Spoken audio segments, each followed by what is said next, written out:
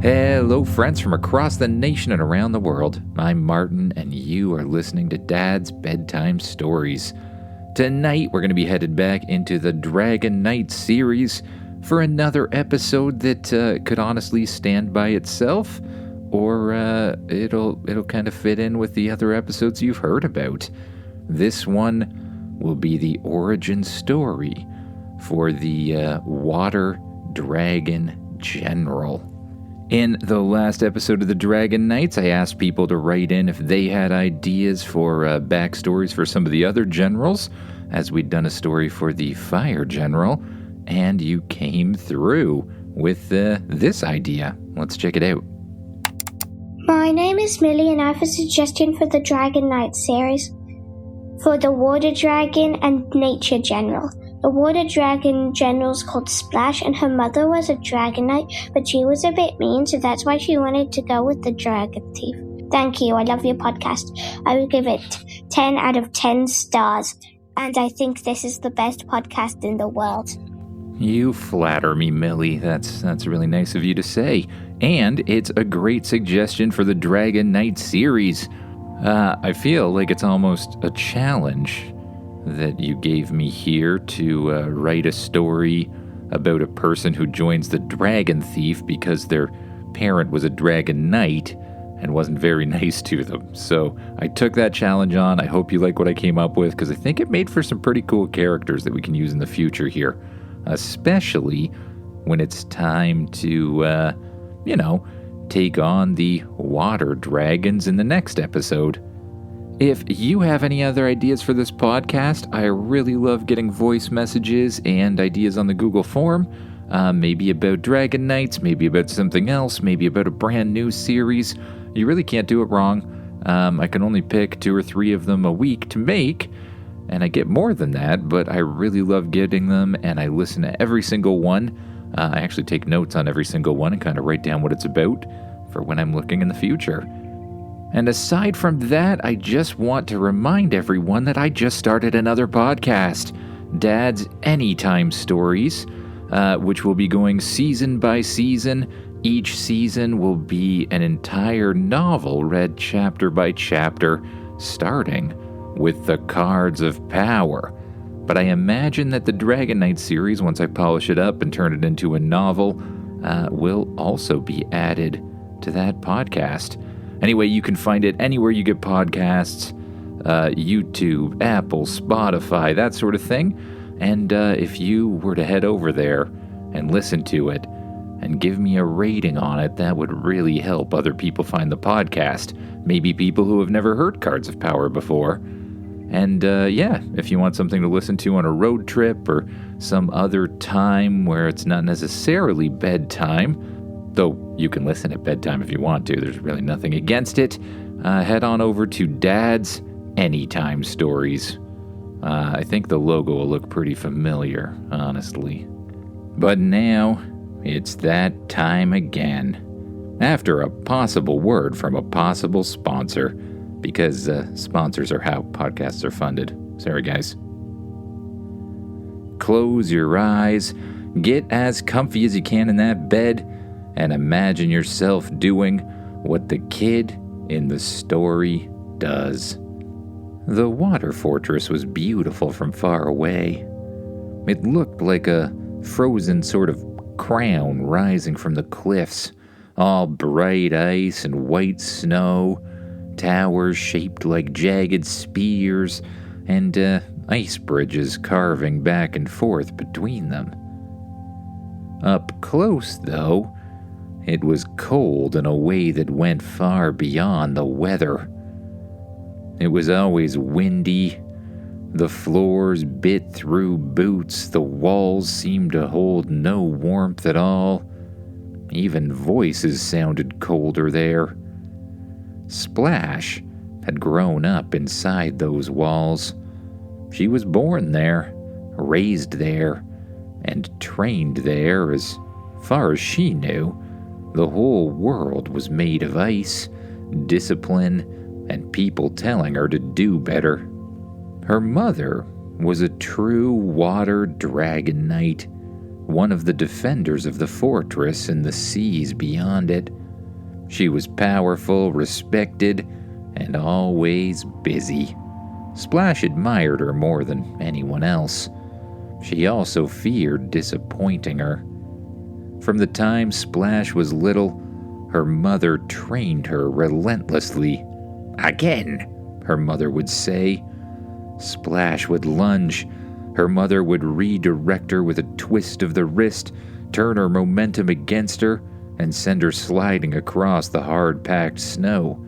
"Your balance was off. Again." Splash would get up and try again, and again, and again. When she was 7, her mother began making her train with wooden blades starting at dawn. When she was 8, she had to spar older students.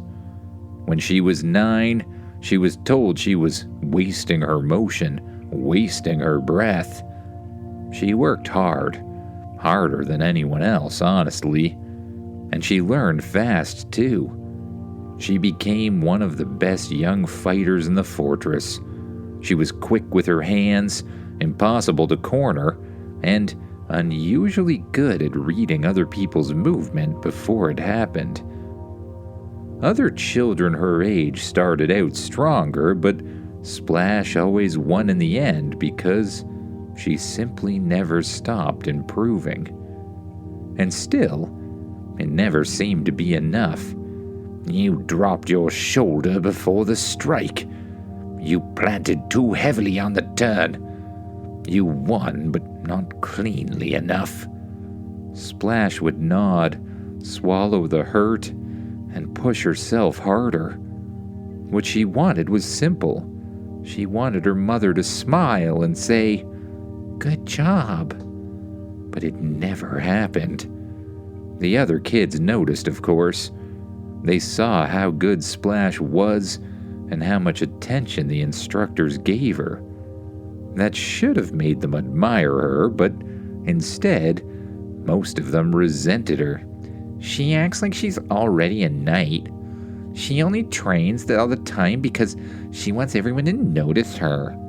She thinks she's better than us," they would say behind her back. Splash heard those whispers often enough that eventually she stopped trying to make friends at all. The only one who seemed to understand her was Ice Thorn. Ice Thorn was her mother's dragon, a massive water dragon with pale blue scales and long icy spines running down his neck. He was powerful in battle, but when he was resting in the lower caverns, he was calm in a way that no one else was. Splash often sat beside him when her mother was away.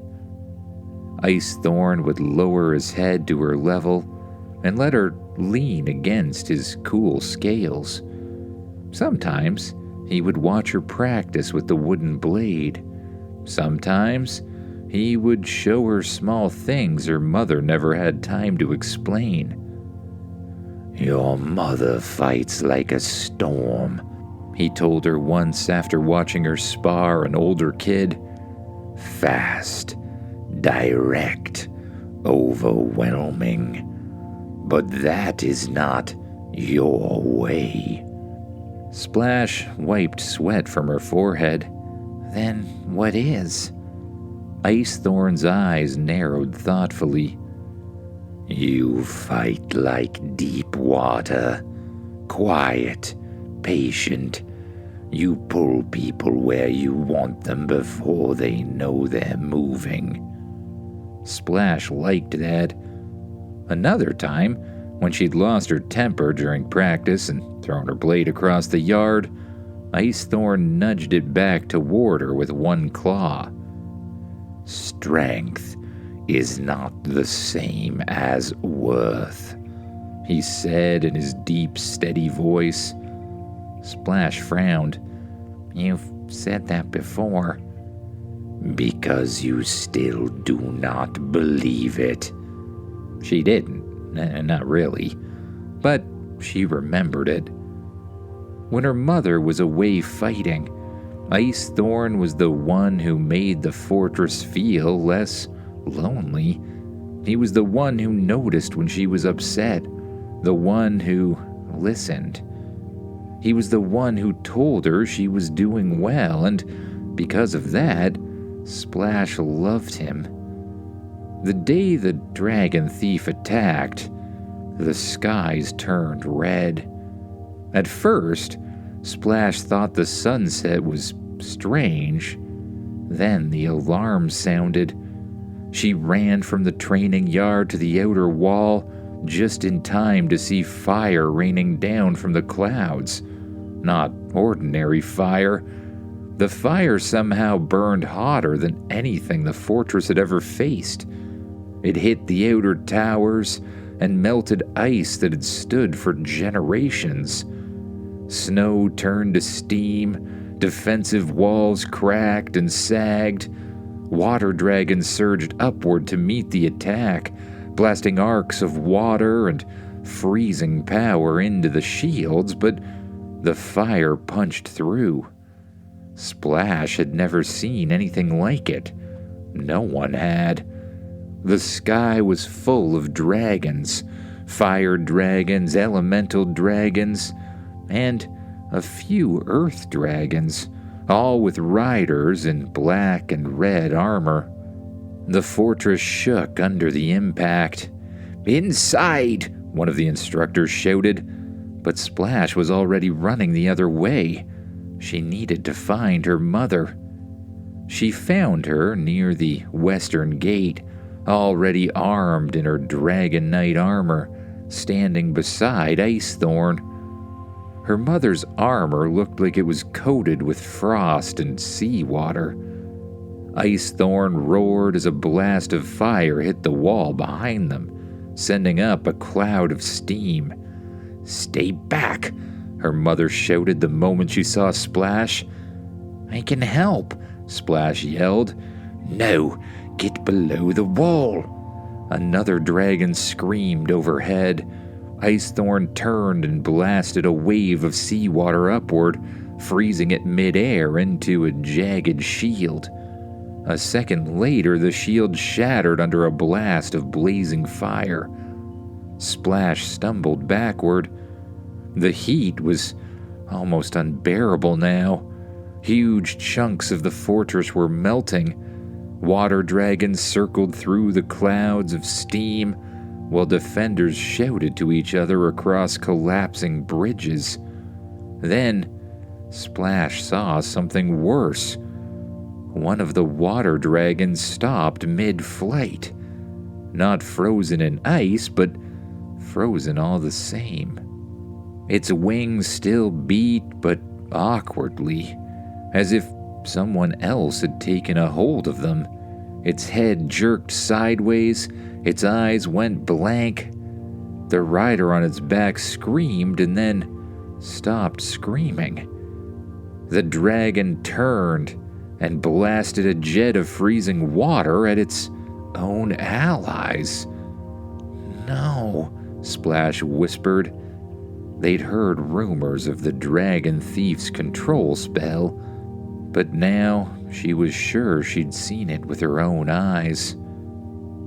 One dragon after another faltered as they came in contact with the dragon thief. Some fought it for a moment, twisting wildly in the air, but the spell took them anyways. The sky became chaos. Dragons turned on their own knights. Water slammed into ice walls from the wrong direction. Defenses shattered from within. Splash saw her mother look up sharply. "Run!" her mother shouted. Ice Thorn shifted, moving protectively in front of Splash. Then, the spell reached him. Splash saw the exact moment it happened. His body stiffened, his eyes widened. He let out a deep, pained sound she'd never heard before. Then, it was gone. The warmth in his face was gone. He stood still, silent. waiting. No! Splash ran toward him. A blast struck the platform nearby, knocking her off her feet.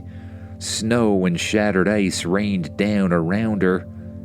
By the time she looked up again, her mother was gone in all of the chaos. All Splash could see was Ice Thorn, standing there with empty eyes as enemy riders closed in around him. The fortress fell that day. By nightfall, the dragon thief had taken the stronghold. The dragon knights and other loyal warriors were rounded up and dragged away. Some dragons stood under new control, soldiers wearing black and red armor. The dragon thief didn't take everyone, though. He left anyone willing to swear loyalty to him. He gave them a choice: train, serve, and be free. Refuse and, well, be taken. Splash wasn't proud of it, but she chose to be trained. After all, saying you were loyal to someone didn't actually mean you were, and, well, she figured she could do more if she was free than she could if she was locked up. At first, she was determined to hate every minute of it. She hated the new banners and the new commanders and the dragon thief that now called himself the Dragon King. She hated watching controlled dragons obey strangers, and most of all, she hated seeing Ice Thorn, still alive, still powerful, but utterly silent unless commanded. But something strange happened. The Dragon King's officers actually treated the young trainees well. They were fed well, they were trained, they were given structure, and for the first time in her life, Splash found adults who didn't just tell her what she'd done wrong. They noticed what she'd done right. She excelled quickly. She beat the other trainees in nearly every martial test.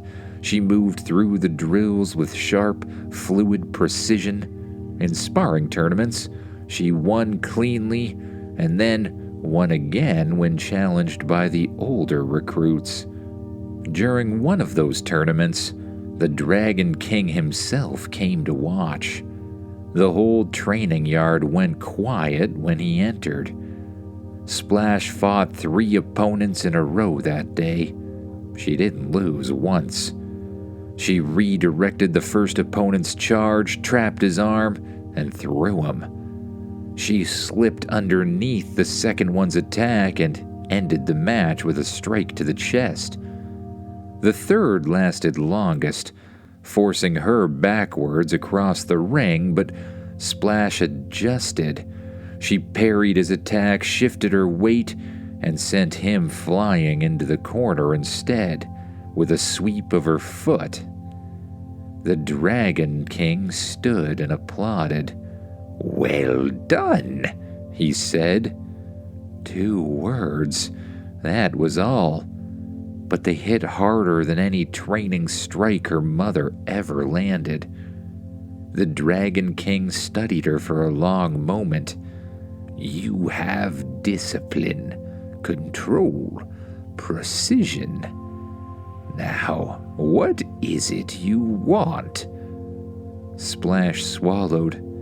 "To be a dragon knight," she answered. The king smiled. "I can give you that."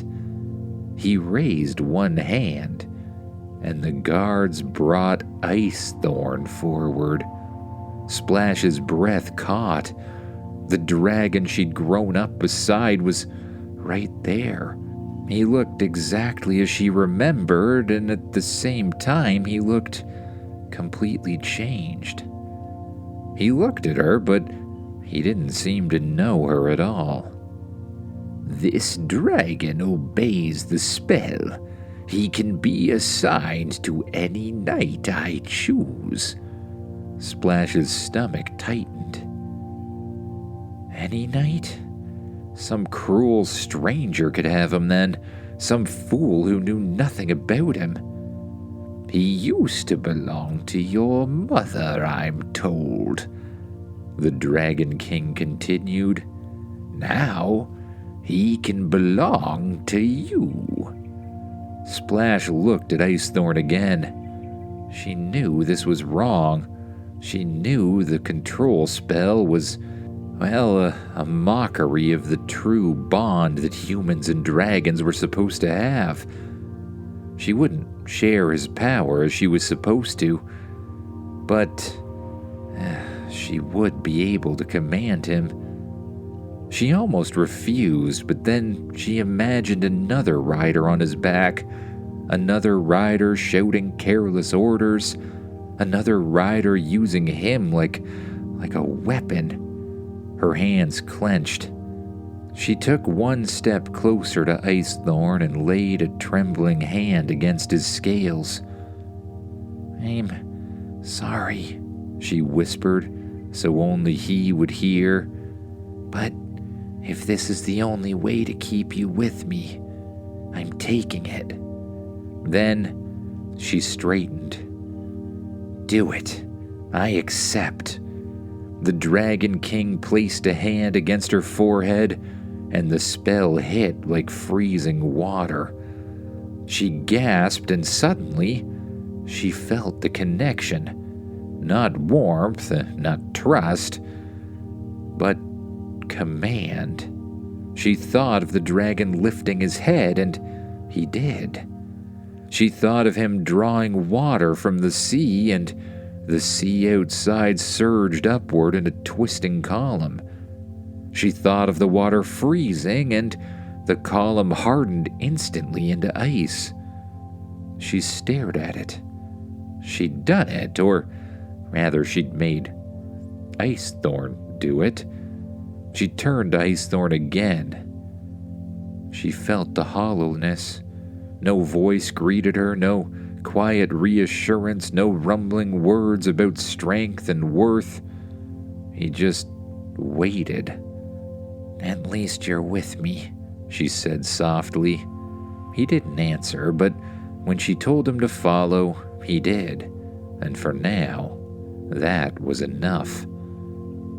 She rose quickly through the water dragon ranks. She was already an excellent fighter, the best there was. And now she had a dragon she knew almost as well as she knew herself. She understood his range, his speed, his possibilities. She knew the kinds of attacks he could give, the openings he'd leave. She'd watched him battle with her mother hundreds of times. And well, she didn't share his connection to the water like a true dragon knight would have. She could command him to do the things that needed to be done. And that made her dangerous. And slowly, it made her forget the promise she'd made to herself about not truly giving loyalty. It was during the campaign against the Earth Dragon's stronghold that she truly distinguished herself. The Earth Dragons had retreated into the mountains.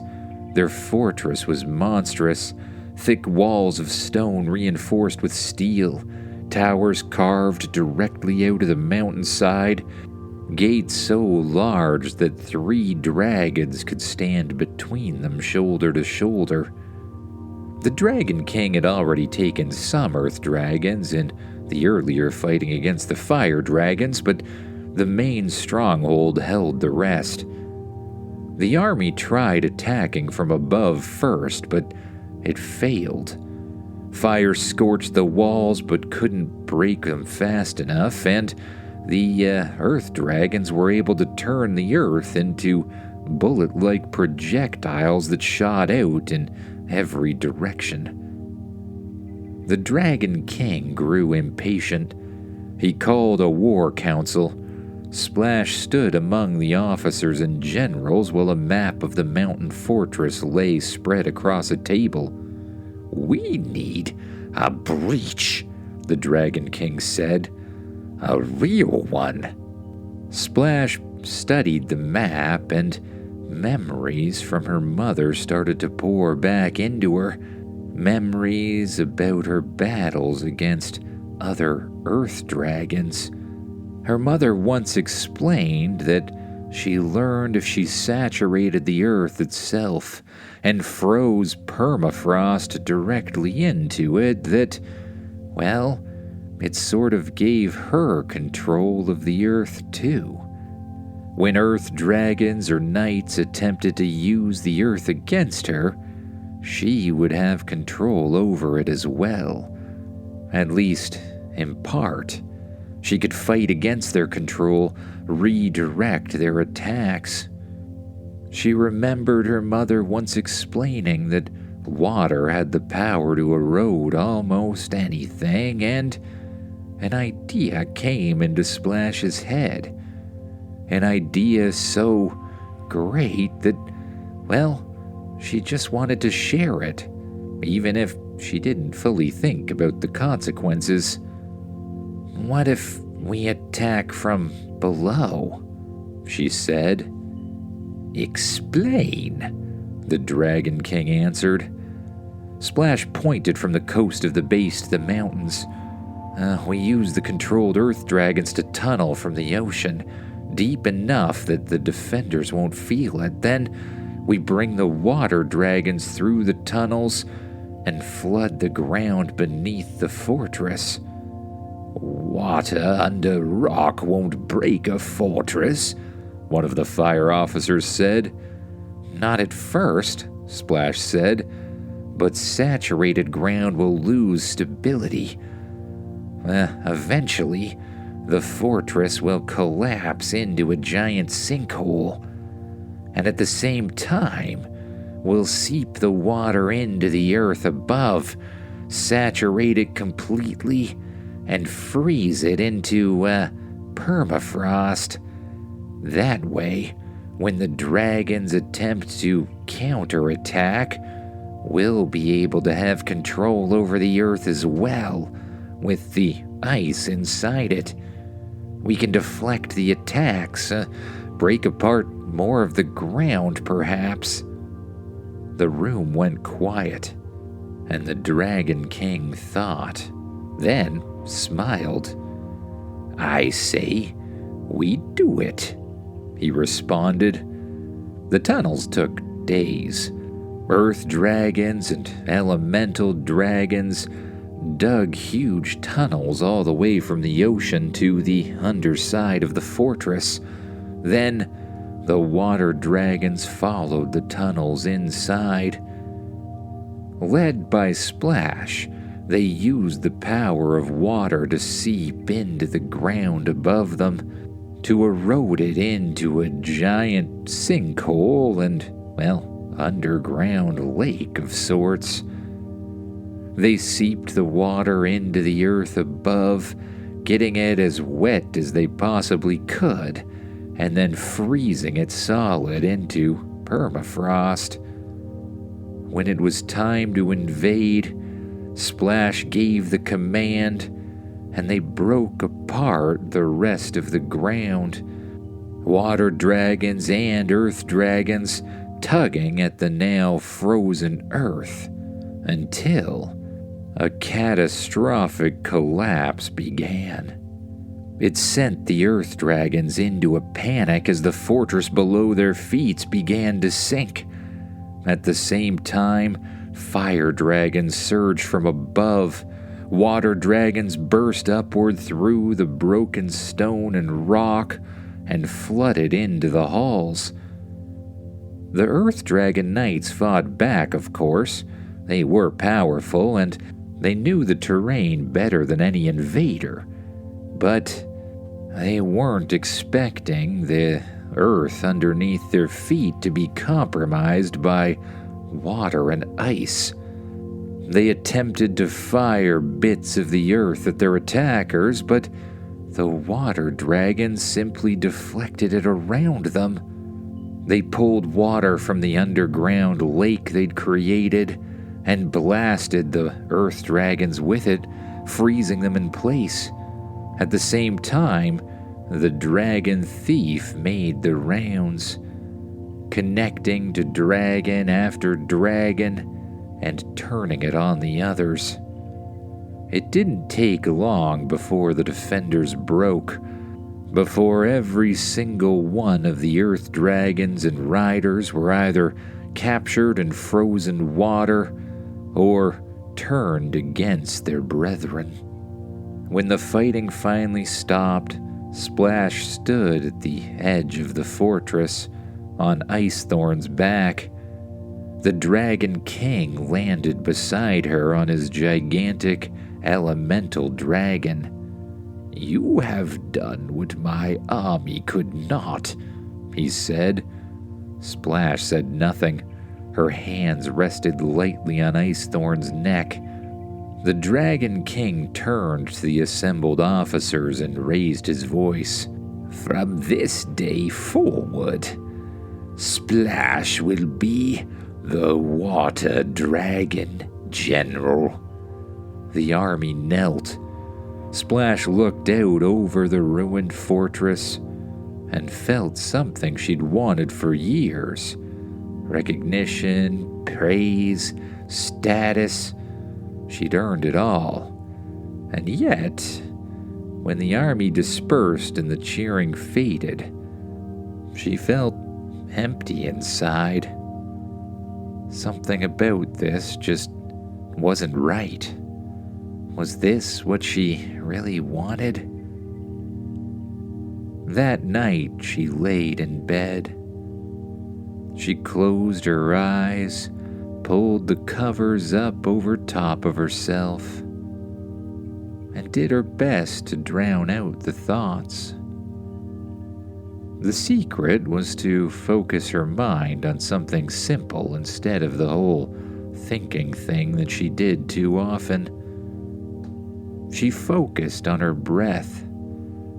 She noticed as her stomach rose and fell with each one, and she let go of the tension in her muscles, starting with her legs, her arms, her shoulders, her neck, and even her face, until she lay silently in bed, sinking down deeper with each breath, and she allowed her mind to wander off to thoughts of new dreams and new adventures to come.